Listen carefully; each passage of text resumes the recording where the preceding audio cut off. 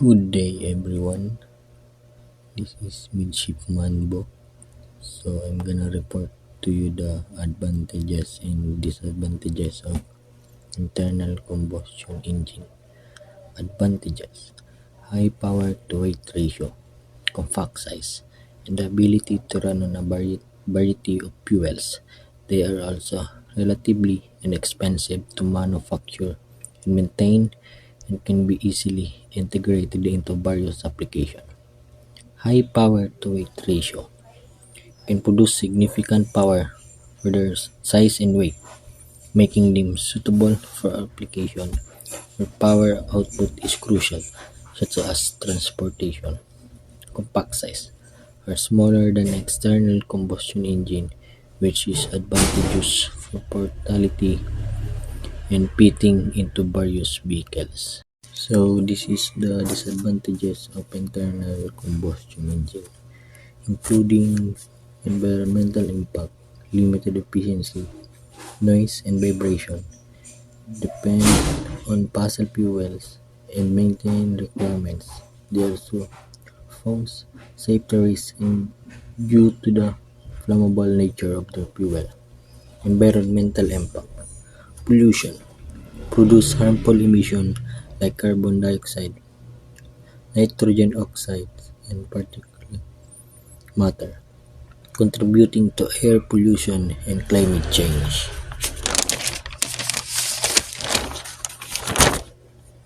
Fossil fuel reliance: they depend on non-renewable fossil fuels, which are becoming increasingly scarce and expensive.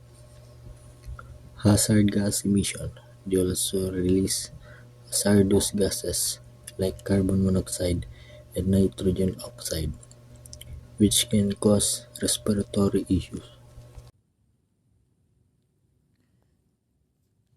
Based on fluid type, Petron gasoline engines use Petron as fuel known as high speed and quick response. So dito daw sa Petron gasoline engine, siya yung pig-use niya yung Petron as a fuel known as para mas daw siya, kilala siya as high speed and quick response. Diesel engines use diesel known for better fluid efficiency in Turkey. Gas engines use gases like natural gas, CNG or LPG. Biofuel engines use biofuel engines like ethanol or biodiesel. Dual fuels engine use a combination of two different fuels, typically diesel and gas. So dito daw sa diesel is ginagamit siya as better efficiency in Turkey. Sa gas naman engines, ginagamit siya sa LPG, yung ginagamit natin. Sa biofuel engines, yun, biodiesel, pwede siyang biodiesel dyan, na pwede siyang gamitin as a biodiesel. Dual fuel engines use a combustion of two different fuels, typically in diesel and gas. So, pwede daw siya na combination dito sa dual fuels as diesel and gas. So, dito na tayo sa based on gas flow. Two-stroke engines complete the power cycle and two strokes, compact and simple.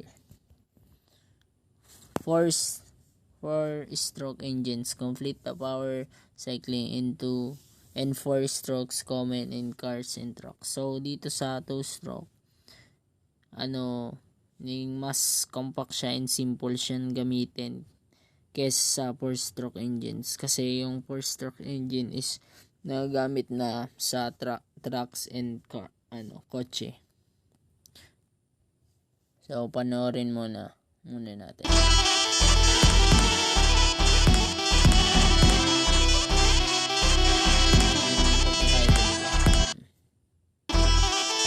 Dito is sa two-stroke is yung niya, yung ito yung niya, ito ito yung is papunta sa taas yung red valve niya.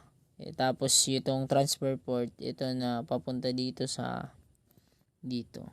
And sa 4-stroke naman, galing sa taas papuntang baba. So the power stroke and the power stroke 1 and 3 dito sa 4. Mas maliit yung 1 and yung 2 engines kaysa 4. Mas malaki yung 4 and nakikita nyo na dalawa yun lang yung butas kaysa dito. Meron pang itong dalawa. So dito sa pressure naman niya is mas konti yung pressure na nakukuha ng 2-stroke kumpara sa 4-stroke engine. So yan, proseso ng 2-stroke engine as emerging design with additional strokes for efficiency and cooling. Rotary engines, Wankel engine use rotating motion instead of reciprocating found of some sports car. So dito sa 6 engines, siya demerging as with additional stroke or efficiency cooling.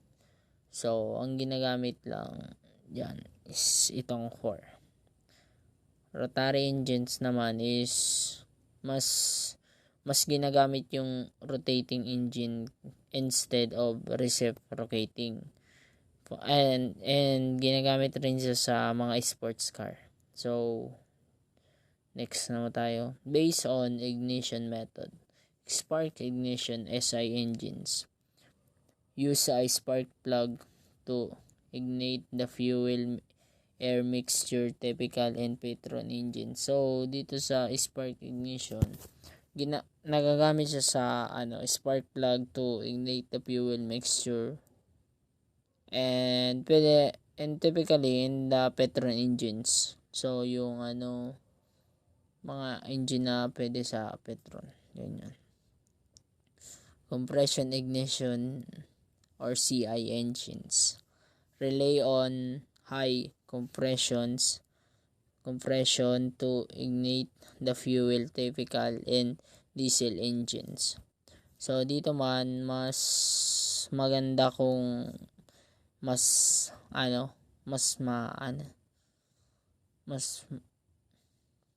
yung high niya, mas yung high yung fluid niya para sa mga diesel engine. Homogeneous charge compression ignition HCCI engines combine features of both SI and CI for higher efficiency and lower emissions. So dito sa homogeneous charge compression ignition or HCCI is pwede siyang i-combine dito sa spark ignition and compression ignition para mas malaki yung efficiently and mababa yung emissions lang. So thank you. I'm Midshipman Absin.